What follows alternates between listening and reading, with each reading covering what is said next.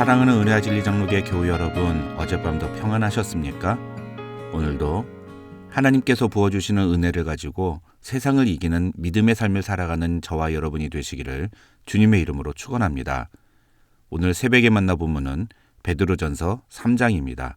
베드로전서 3장 1절로 22절을 제가 읽어드리겠습니다. 아내들아, 이와 같이 자기 남편에게 순종하라.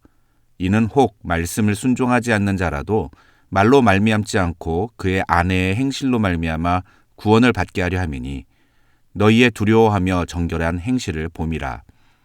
너희의 단장은 머리를 꾸미고 금을 차고 아름다운 옷을 입는 외모로 하지 말고 오직 마음에 숨은 사람을 온유하고 안정한 심령에 썩지 아니할 것으로 알아. 이는 하나님 앞에 값진 것이니라. 전에 하나님께 소망을 두었던 거룩한 부녀들도 이와 같이 자기 남편에게 순종함으로 자기를 단장하였나니 사라가 아브라함을 주라 칭하여 순종한 것 같이 너희는 선을 행하고 아무 두려운 일에도 놀라지 아니하면 그의 딸이 된 것이니라. 남편들아, 이와 같이 지식을 따라 너희 아내와 동거하고 그를 더 연약한 그릇이요 또 생명의 은혜를 함께 이어받을 자로 알아 귀히 여기라. 이는 너희 기도가 막히지 아니하게 하려 함이라. 마지막으로 말하노니 너희가 다 마음을 같이하여 동정하며 형제를 사랑하며 불쌍히 여기며 겸손하며 악을 악으로 욕을 욕으로 갚지 말고 도리어 복을 빌라. 이를 위하여 너희가 부르심을 받았으니 이는 복을 이어받게 하려 하심이라. 그러므로 생명을 사랑하고 좋은 날 보기를 원하는 자는 혀를 금하여 악한 말을 그치며 그 입술로 거짓을 말하지 말고 악에서 떠나 선을 행하고 화평을 구하며 그것을 따르라. 주의 눈은 의인을 향하시고 그의 귀는 의인의 간구에 기울이시되 주의 얼굴은 악행하는 자들을 대하시느니라 하였느니라. 또 너희가 열심으로 선을 행하면 누가 너희를 헤아리요. 그러나 의를 위하여 고난을 받으면 복 있는 자니 그들이 두려워하는 것을 두려워하지 말며 근심하지 말고 너희 마음에 그리스도를 주로 삼아 거룩하게 하고 너희 속에 있는 소망에 관한 이유를 묻는 자에게는 대답할 것을 항상 준비하되 온유와 두려움으로 하고 선한 양심을 가지라. 이는 그리스도 안에 있는 너희의 선행을 욕하는 자들로 그 비방하는 일에 부끄러움을 당하게 하려 함이라. 선을 행함으로 고난받는 것이 하나님의 뜻일진데 악을 행함으로 고난받는 것보다 나으니라. 그리스도께서도 단번에 죄를 위하여 죽으사 의인으로서 불의한 자를 대신하셨으니 이는 우리를 하나님 앞으로 인도하려 하심이라. 육체로는 죽임을 당하시고 영으로는 살리심을 받으셨으니 그가 또한 영으로 가서 옥에 있는 영들에게 선포하시니라. 그들은 전에 노아의 날 방주를 준비할 동안 하나님이 오래 참고 기다리실 때에 복종하지 아니하던 자들이라. 방주에서 물로 말미암아 구원을 얻은 자가 몇 명뿐이니 겨우 8명이라. 물은 예수 그리스도께서 부활하심으로 말미암아 이제 너희를 구원하는 표니 곧 세례라. 이는 육체의 더러운 것을 제하여 버림이 아니요 하나님을 향한 선한 양심의 간군이라. 그는 하늘에 오르사 하나님 우편에 계시니 천사들과 권세들과 능력들이 그에게 복종하느니라. 베드로전서는 이제 곧 불어닥칠 고난과 핍박의 현실에서 그리스도인들이 가져야 할 바른 태도가 무엇인지를 제시하기 위해 쓴 편지입니다.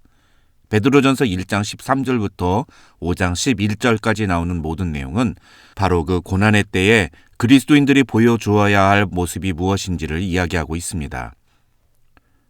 오늘 본문인 3장은 사실 내용적으로 보면 2장 11절부터 시작됩니다.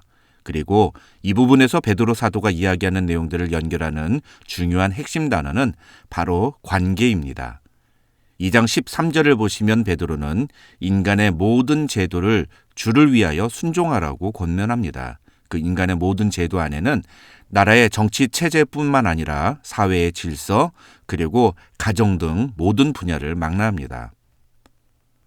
오늘 본문인 3장 1절로 7절에서 베드로는 부부관계에 대해서 이야기합니다. 먼저 1절로 6절에서 베드로는 아내들에게 자기 남편에게 순종하라고 권면하는데, 이 내용은 바울이 에베소서 5장 22절로 24절에서 이야기한 내용과 거의 비슷합니다.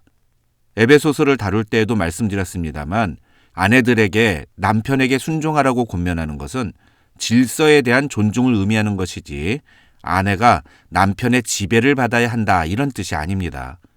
그런데 베드로 사도는 그렇게 아내가 남편에게 순종하면 혹시 믿지 않는 남편이라 할지라도 그런 아내의 모습에 감동하여 예수를 믿기로 결심할 수 있다, 이렇게 말합니다.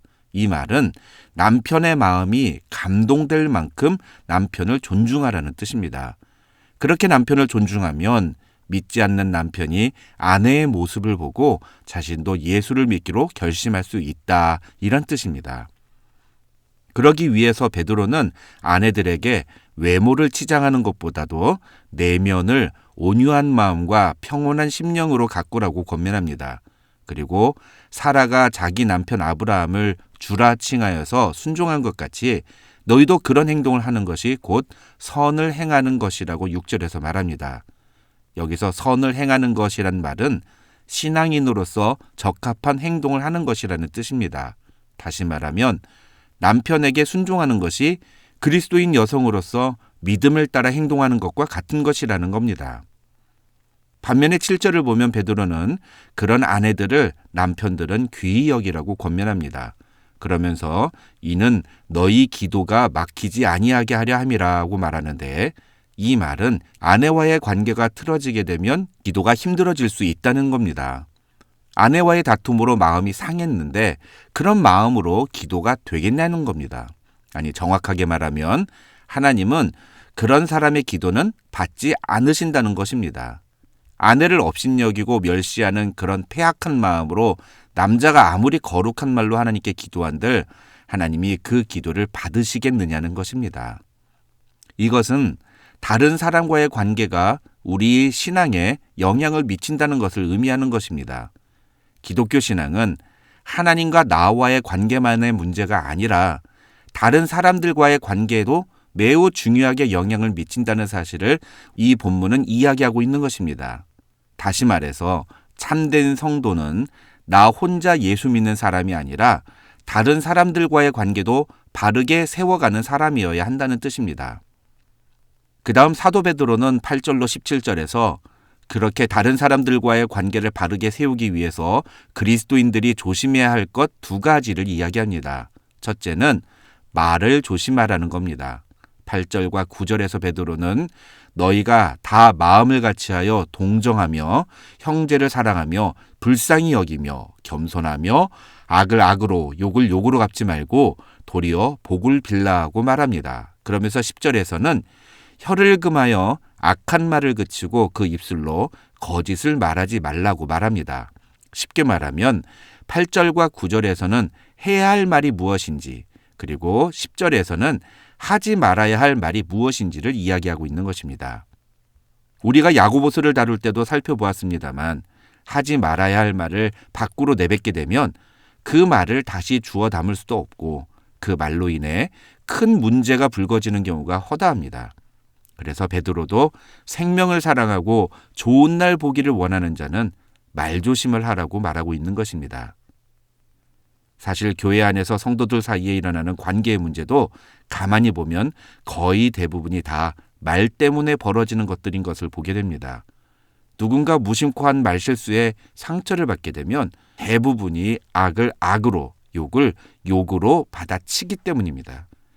그렇게 되면 사람들 사이에 분노가 일어나고 그 분노는 점점 더 상대방에게 치명적인 상처를 주는 말을 하게 만듭니다. 베드로는 그런 말 대신에 도리어 복을 빌라고 말합니다. 무조건 복을 빌어주라는 말이 아니라 그 사람의 실수나 공격을 용서하라는 것입니다. 그러면 오히려 너가 복을 받게 될 것이라고 9절에서 베드로는 이야기합니다. 둘째는 선을 행하라는 것입니다. 11절로 17절에서 베드로는 하나님은 선을 행하는 사람을 주목하시며 그의 간구에 귀 기울이시며 이 세상에서도 선하게 사는 사람은 해를 받지 않는다고 말합니다. 하지만 간혹 가다가 의의를 추구함으로 고난을 당하는 사람이 있는데 베드로는 그런 사람은 복 있는 사람이라면서 그런 고난을 두려워하지 말라고 권면합니다. 베드로는 그런 선한 행동은 선한 양심에서부터 비롯된다면서 성도들에게 선한 양심을 가지라고 권면합니다. 그리고 선을 행함으로 고난을 받는 것이 하나님의 뜻이며 악을 행함으로 고난을 받는 것보다 더 낫다고 이야기합니다. 여기서 우리가 주의해야 할 것은 자신이 저지른 잘못이나 악한 행동 때문에 고난받는 것과 선을 행함으로 고난받는 것을 구분할 줄 알아야 한다는 것입니다. 그래서 18절로 22절에서 베드로는 예수님이 받으신 고난의 예를 들어 설명합니다. 이 18절로 22절의 핵심은 18절과 21절입니다. 예수 그리스도께서는 우리의 죄를 위해 고난을 받으셨고 그로 말미암아 우리는 구원을 받았습니다. 그리고 이제 그 구원의 표, 즉 세례를 받은 사람은 하나님을 향한 선한 양심을 가지고 하나님이 기뻐하시는 선한 삶, 의의 삶을 살아가야 한다고 베드로는 말합니다. 이 21절에서 세례는 육체의 더러운 것을 제하여 버림이 아니라는 말은 세례 그 자체가 우리의 죄악을 완전히 씻는 것은 아니라는 뜻입니다. 다시 말하면 세례는 단지 옛사람이 죽고 성령과 말씀을 통해서 우리가 새 사람으로 태어났음을 외적으로 표시하는 고백일 뿐이며 진짜 세례의 의미는 그 다음부터 그 사람이 하나님을 향한 선한 양심을 가지고 살아가는 것에 있다, 이렇게 말하고 있는 것입니다. 오늘 말씀을 통해 그리스도인으로서 다른 사람들과 바른 관계를 맺는 것이 어떤 것인지에 대해 분명히 깨닫는 저와 여러분이 되시기를 주님의 이름으로 축원합니다. 특히 부부 관계에 있어서 우리가 지켜야 할 태도는 무엇인지, 또 다른 사람들과의 관계에서 우리가 보여주어야 할 바른 모습은 무엇인지 오늘 말씀을 통해 바로 깨닫고 그 말씀대로 실천함으로 하나님이 주시는 놀라운 축복을 경험하는 성도들이 되시기를 주님의 이름으로 축원합니다.